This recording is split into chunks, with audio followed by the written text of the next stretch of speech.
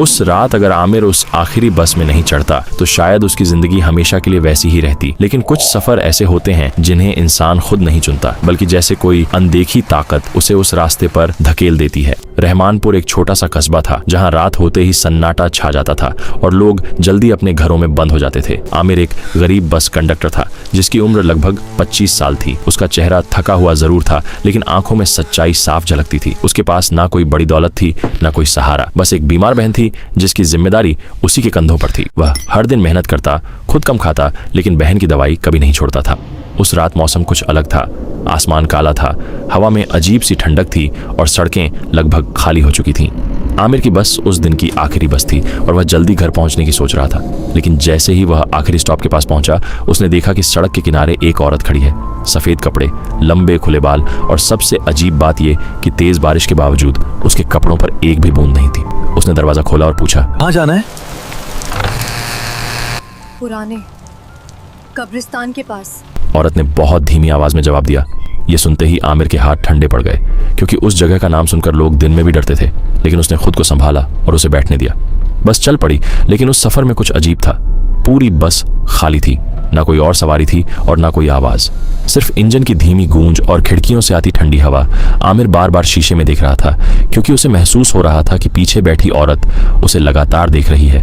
कुछ देर बाद उसने हिम्मत करके पूछा, आप वहां क्यों जा रही हैं? औरत ने बिना हिले जवाब दिया, हर किसी को अपने अतीत से मिलना होता है। ये सुनकर आमिर के शरीर में सिहरन दौड़ गई, लेकिन उसने कुछ और नहीं पूछा। जैसे ही बस कब्रिस्तान के पास पहुंची, हवा अचानक तेज हो गई और पेड़ जोर जोर से हिलने लगे। आमिर ने बस रोकी और पीछे मुड़कर देखा, लेकिन सीट खाली थी। औरत गायब हो चुकी थी। न कोई दरवाजा खुलने की आवाज, न कोई कदमों की आहट। आमिर की सांसें तेज हो गईं और उसके हाथ कांपने लगे। तभी उसने देखा कि कब्रिस्तान के अंदर एक हल्की नीली रोशनी चमक रही है, जैसे कोई उसे बुला रहा हो। उसका दिल मना कर रहा था, लेकिन पैर अपने आप उस तरफ बढ़ने लगे। वो धीरे धीरे कब्रिस्तान के अंदर गया और जो उसने देखा उसे देखकर उसकी रूह कांप उठी।